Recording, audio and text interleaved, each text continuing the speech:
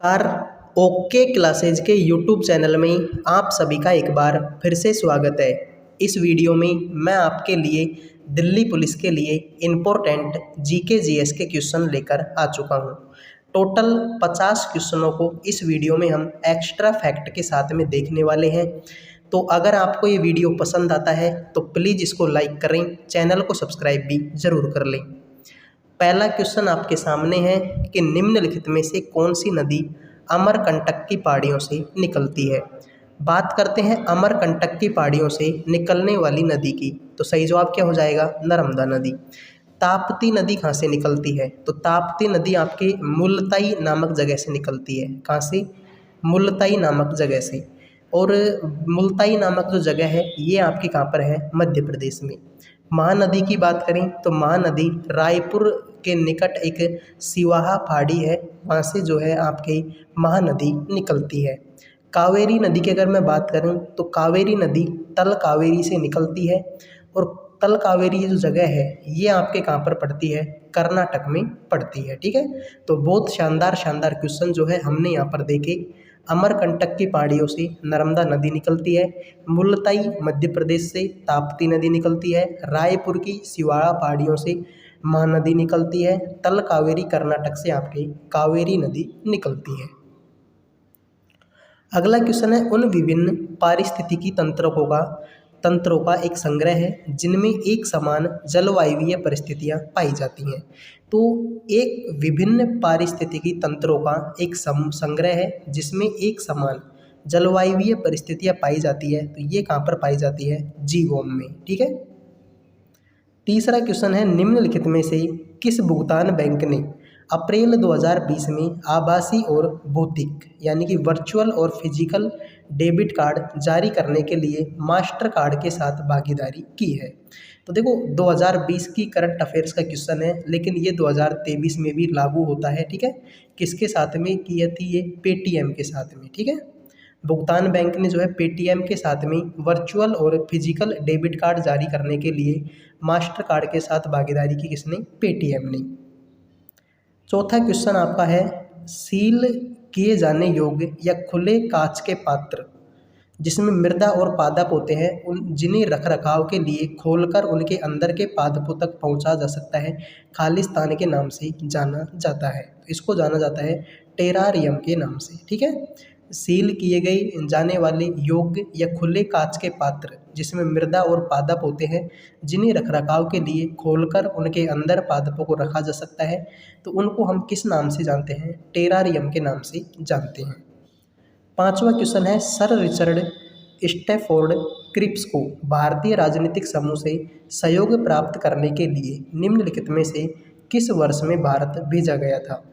तो sir Richard Stafford Cripps को, ठीक है, आपने सुना क्रिप्स, क्रिप्स से नाम आपको याद आया होगा, क्रिप्स मिशन। ठीक है, क्रिप्स मिशन आपसे पूछा जा सकता है। यहाँ पर तो खैर क्वेश्चन को घुमा के दिया हुआ है। सर रिचर्ड स्टैफोर्ड क्रिप्स को भारतीय राजनीतिक समूह से सहायता प्राप्त करने के लिए किस वर्ष भारत भेजा गया था? ठीक है, घुमा के प्रश्न पूछा है। डायरेक्ट क्रिप्स मिशन भी आपसे पूछा जा सकता है। तो ये कब का है? 1942 का। 1909 का तो क्या है? मार्ले मिंटो सुधार है। 1909 का क्या है? मार्ले मिंटो सुधार है। छठा है सम्राट अशोक किस राजवंश के शासक थे? तो सम्राट अशोक जो है आपके मौर्य वंश के शासक थे। गुप्त राजवंश की स्थापना की बात करूं तो किसने की थी? श्री गुप्त ने इसकी स्थापना की थी। नंद वंश की अगर मैं बात करूं, नंद वंश की स्थापना किसने की थी? महापद्म नंद ने की थी। पूछा जाता है कि नंद वंश का अंतिम शासक कौन था? अंतिम शासक कौन था? धनानंद था। ठीक है, शुंग वंश की स्थापना किसने की थी? पुष्यमित्र शुंग ने जो है आपके शुंग वंश की स्थापना की थी। तो सम्राट अशोक मौर्य वंश के शासक थे। गुप्त वंश की स्थापना श्रीगुप्त ने की। नंद वंश का संस्थापक महापद्म नंद था। अंतिम शासक कौन था? धनानंद था। और शुंग वंश की स्थापना किसने की थी? पुष्यमित्र शुंग ने। सितंबर 2020 तक भारत में सार्वजनिक बैंक क्षेत्र के बैंकों की संख्या कितनी है? तो देखो वैसे तो 2020 का क्वेश्चन है, लेकिन 2023 में भी इसका आंसर जो है सेम है। ठीक है, 2020 की बात कर लूँ या 2023 की बात कर लूँ, जो आपके सार्वजनिक क्षेत्र के बैंक हैं टोटल कितने हैं? 12। सार्वजनिक क्षेत्र के बैंकों के उदाहरणों की अगर मैं बात करूं तो जैसे कि एसबीआई हो गया, state bank of India, Punjab national bank हो गया, ठीक है, बैंक ऑफ बड़ौदा हो गया। इस तरीके के ये जो बैंक हैं ये आपके किसके उदाहरण हैं? सार्वजनिक क्षेत्र के बैंक के। और टोटल बैंक कितने हैं? ये 12 हैं, ठीक है। अगला क्वेश्चन है, संविधान सभा ने भारतीय संविधान को कब अपनाया था? देखो वैसे तो एसएससी ने इसका आंसर क्या माना है, दिल्ली पुलिस ने 15 अगस्त 1948, लेकिन ये बिल्कुल गलत है। संविधान सभा ने संविधान को कब अपनाया था? 26 नवंबर 1949 को। 26 नवंबर को हम क्या मनाते हैं? संविधान दिवस मनाते हैं। 26 नवंबर को क्या मनाते हैं? संविधान दिवस मनाते हैं। और संविधान को लागू कब किया था? 26 जनवरी 1950 को। तो भले ही इसका आंसर 15 अगस्त 1948 मानना हो, लेकिन ये गलत है। संविधान सभा ने भारतीय संविधान को कब अपनाया था? 26 नवंबर 1949 को। 9वां है, निम्नलिखित में से किस वर्ष में भारतीय राष्ट्रीय कांग्रेस के लाहौर अधिवेशन में जवाहरलाल नेहरू को अध्यक्ष के रूप में चयन किया गया था? तो सीधी सी बात ये पूछ रहा है कि लाहौर अधिवेशन कब हुआ था? तो लाहौर अधिवेशन की अध्यक्षता जवाहरलाल नेहरू ने की थी। ये हुआ था 1929 में।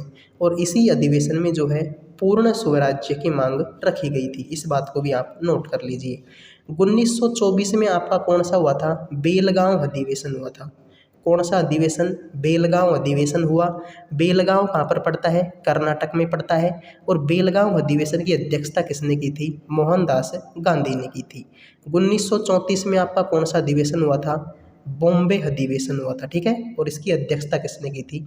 राजेंद्र प्रसाद, ठीक है, डॉक्टर राजेंद्र प्रसाद ने इसकी अध्यक्षता की थी। तो बहुत शानदार क्वेश्चन यहाँ से निकल कर सामने आया है। लाहौर अधिवेशन की अध्यक्षता जवाहरलाल नेहरू ने की, जो कि 1929 में हुआ था। 1934 का बॉम्बे अधिवेशन हुआ था, राजेंद्र प्रसाद ने इसकी अध्यक्षता की थी। 1924 में बेलगांव अधिवेशन हुआ। बेलगांव आपके कर्नाटक में पड़ता है। और इसकी अध्यक्षता किसने की थी? मोहनदास गांधी ने की थी। 10वां क्वेश्चन है, निम्नलिखित में से किस तत्व की विषाक्तता के कारण इटाई रोग होता है? तो इटाई रोग किसके कारण होता है? कैडमियम के कारण होता है। पारा की कमी से कौन सा रोग होता है? पारा यानी कि मरकरी, इसको दर्शाते हैं हम Hg से। और पारा की कमी से या फिर मरकरी की कमी से कौन सा रोग होता है? मिनी माता रोग होता है, ठीक है, मिनी माता। और बिल्लू बेबी सिंड्रोम किसके कारण होता है? नाइट्रेट की कमी के कारण होता है। तो पारा की कमी से मिनी माता, कैडमियम की कमी से इटाई और नाइट्रेट की कमी से बिल्लू बेबी सिंड्रोम। 11वां क्वेश्चन है, सितंबर 2020 में विश्व ओपन ऑनलाइन शतरंज टूर्नामेंट के वार्षिक आयोजन का 48वां संस्करण निम्नलिखित में से किसने जीता? तो किसने जीता है? पी ईनियन ने जीता है। 2023 की अगर मैं बात करूं तो जो शतरंज टूर्नामेंट है वो किसने जीता था? तो वो जीता था आपके हुकारू नकारा ने, ठीक है, हुकारू नकारू ने, ठीक है। तो 2020 में किसने जीता है? पी ईनियन ने जीता है। क्वेश्चन है, निम्नलिखित में से किस अनुच्छेद के अनुसार भारत के सर्वोच्च न्यायालय के पास संसद द्वारा दिए गए किसी भी निर्णय या आदेश की समीक्षा करने का अधिकार होता है? तो किस आर्टिकल के तहत होता है? आर्टिकल नंबर 137 के अनुसार होता है, ठीक है। किसके अनुसार? आर्टिकल 137 के अनुसार।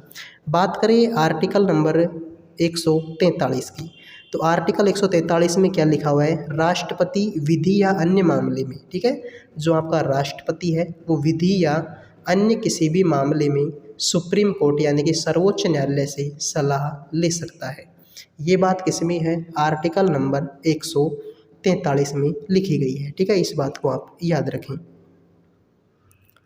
अगला क्वेश्चन है, ब्रह्मांड में पाई जाने वाली सबसे प्रचुर और हल्की गैस कौन सी है? ठीक है, देखो वैसे तो हल्की गैस तो कौन सी है? हमारी हीलियम है। लेकिन यहाँ पर एक शब्द और दिया गया है कि सबसे प्रचुर मात्रा में, ठीक है, तो सबसे प्रचुर मात्रा में भी हो, सबसे हल्की भी हो, तो कौन सी है? हाइड्रोजन है। वैसे अगर सबसे हल्की पूछ लेता सिर्फ तो कौन सा आंसर होता? हीलियम होता। लेकिन यहाँ पर प्रचुर भी पूछा है और हल्की भी पूछा है, तो फिर आंसर हमारा क्या होगा? हाइड्रोजन इसका राइट आंसर होगा।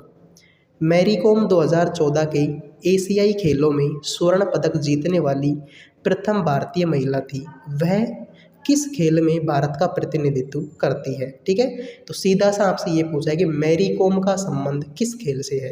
तो मैरी कॉम का संबंध किससे है? बैडमिंटन, मुक्केबाजी से। बैडमिंटन से किसका है? पीवी सिंधु का संबंध है।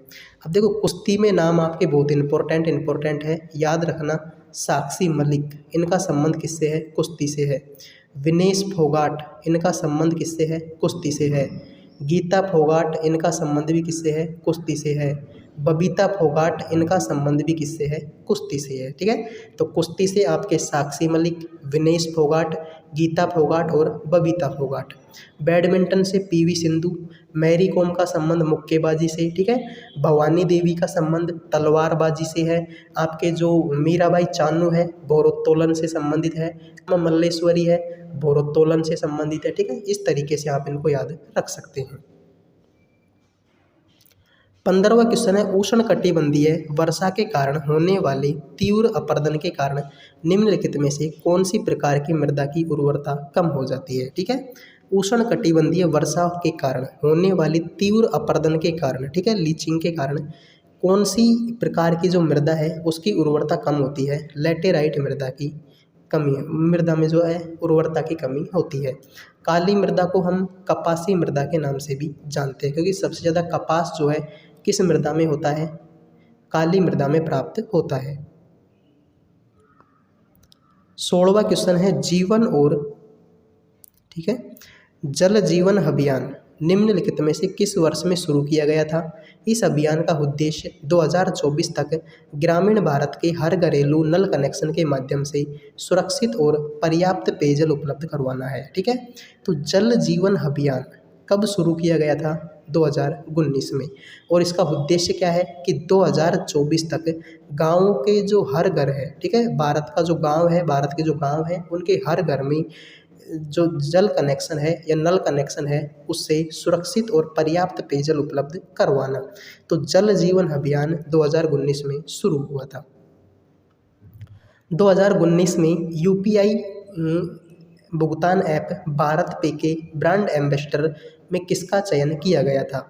अब देखो बात चाहे 2019 की हो या फिर 2023 की हो, भारत पे के, ठीक है, भारत पे के जो ब्रांड एम्बेसडर हैं वो कौन है? सलमान खान है। ठीक है, फ़ोन पे के आपके कौन है? आमिर खान है। भारत पे के कौन है? सलमान खान है। चाहे 2019 की बात कर लें या फिर आपके 2023 की बात कर लें।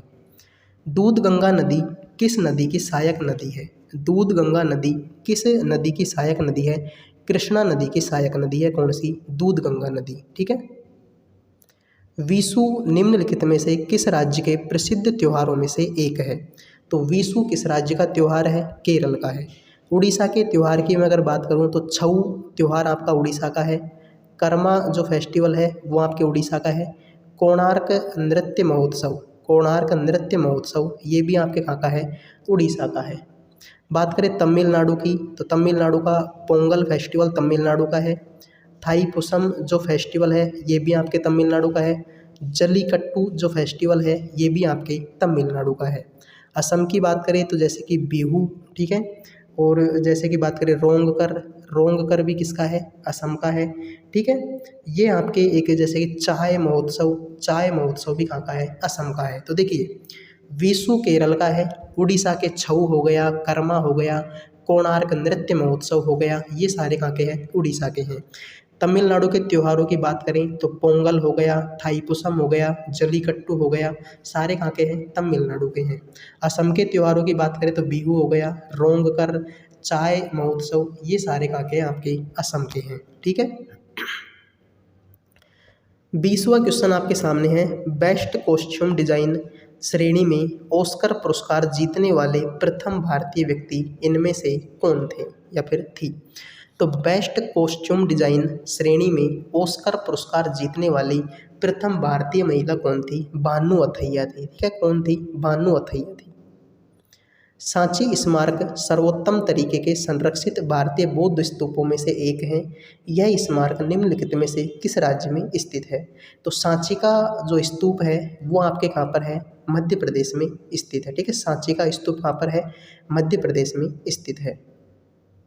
अगस्त 2020 में राष्ट्रपति रामनाथ कोविंद ने कितने भारतीयों को राष्ट्रीय खेल पुरस्कार से सम्मानित किया था? ठीक है, अगस्त 2020 में राष्ट्रपति रामनाथ कोविंद ने कितने भारतीयों को, ठीक है, नेशनल जो खेल पुरस्कार है, गेम अवार्ड हैं, कितने भारतीयों को सम्मानित किया था? 74 भारतीयों को। ठीक है, बात करें अगर 2022 की, तो एक व्यक्ति को तो आपको क्या मिला है?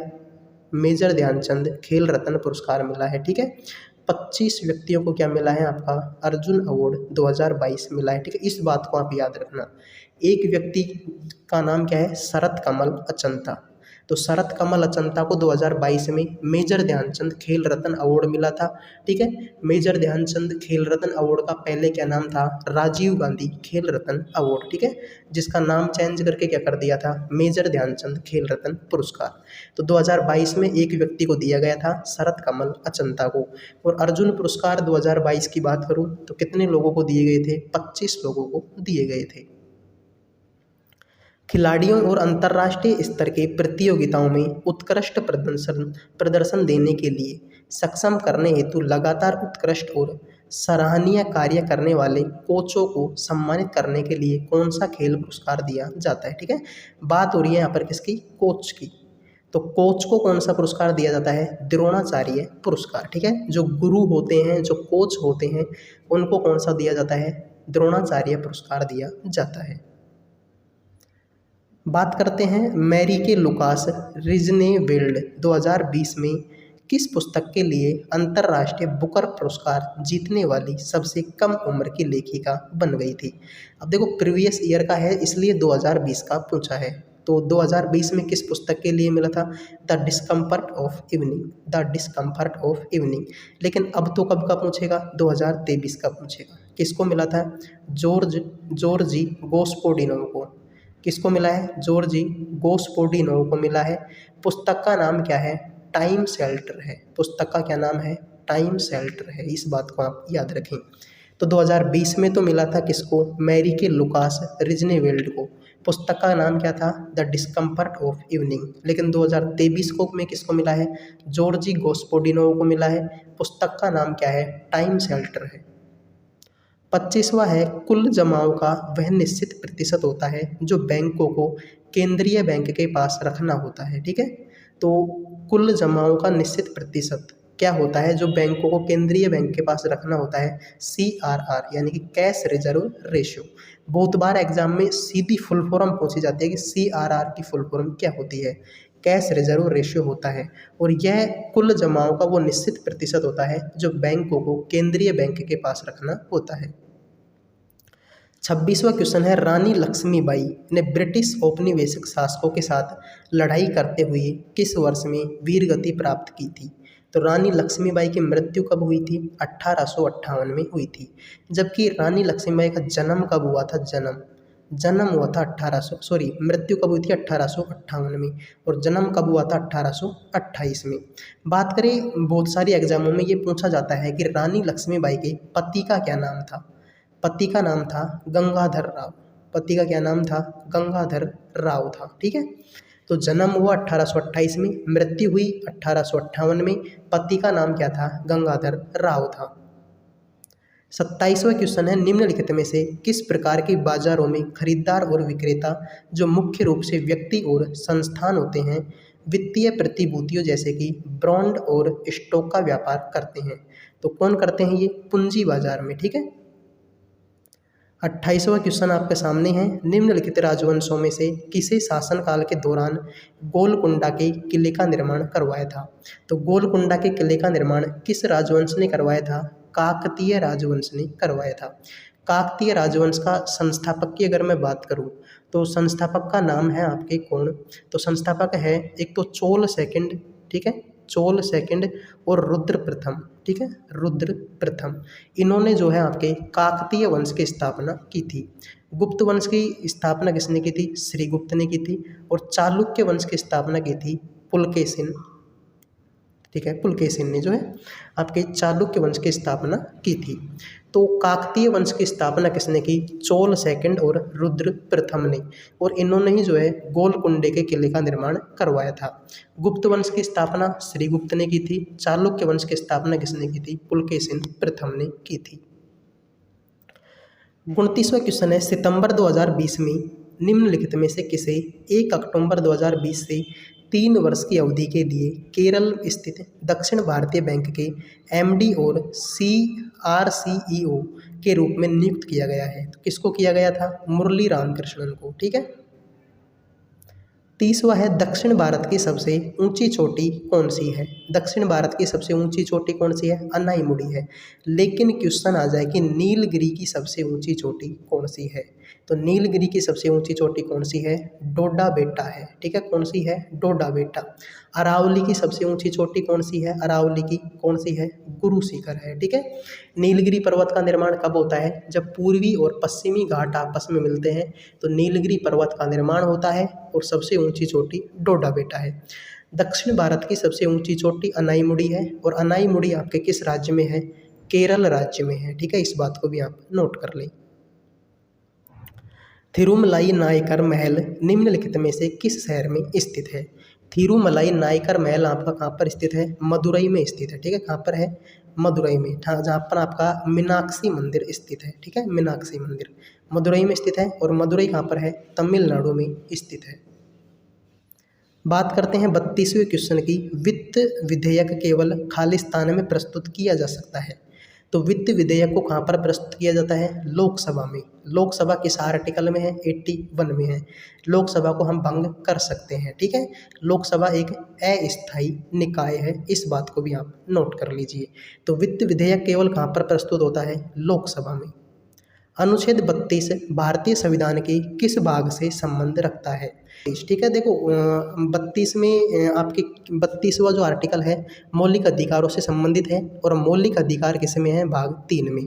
तो अगर आपको आर्टिकल 32 का नहीं पता, मौलिक अधिकारों से संबंधित है, और मौलिक अधिकार आपके किस भाग में है? भाग 3 में है।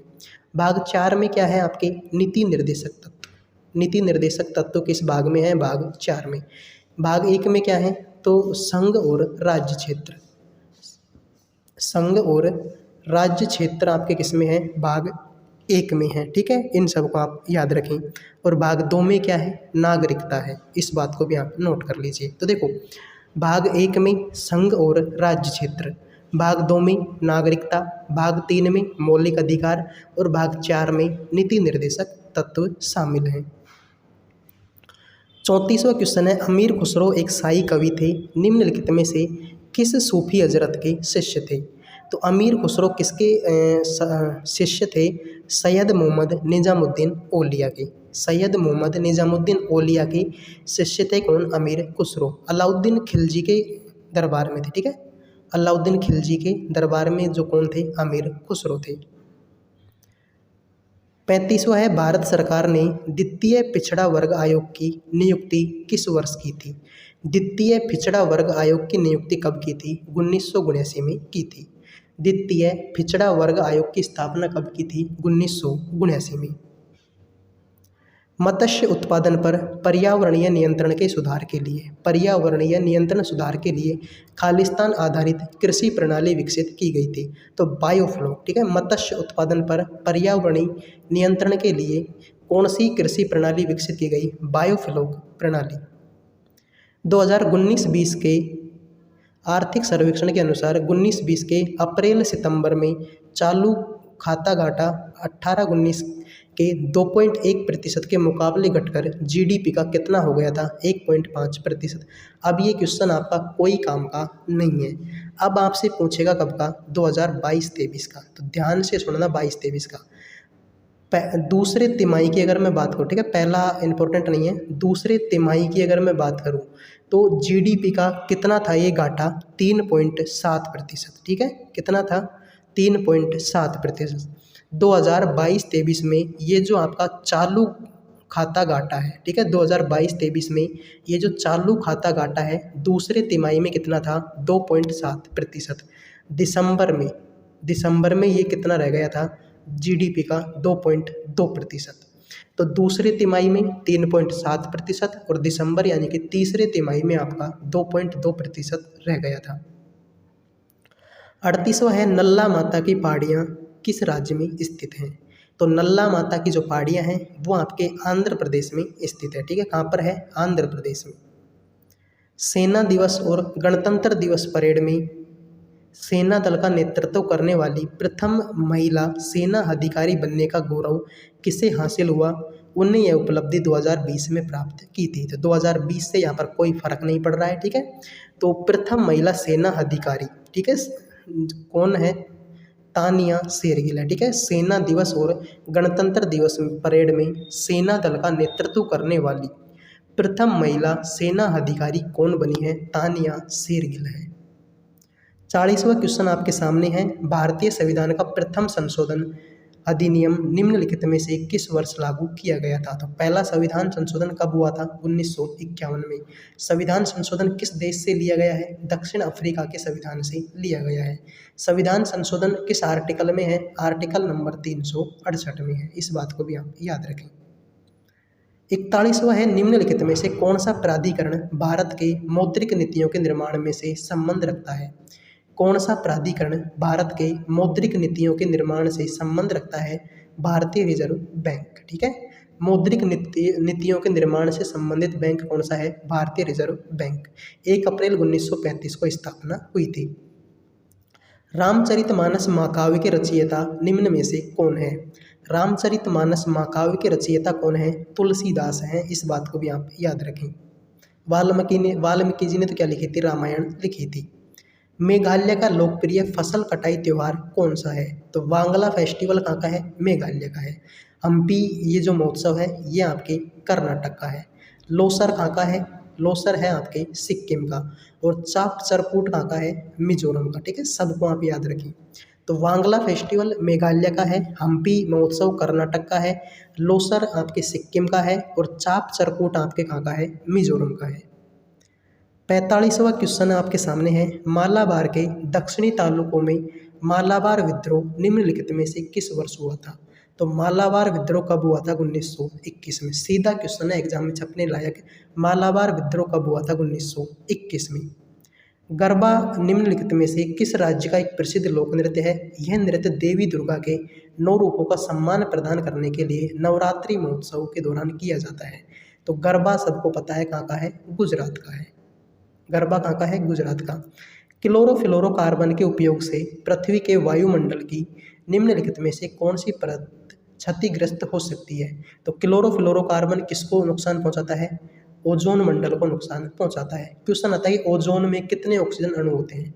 ओजोन का सूत्र होता है O3, यानी कि कितने अणु हो गए इसमें? 3 अणु होते हैं ऑक्सीजन के। करीना कपूर खान ने खालिस्तान के साथ उसके ब्रांड एम्बेसडर के रूप में 2 वर्षों का अनुबंध मार्च 2020 से शुरू साइन किया था।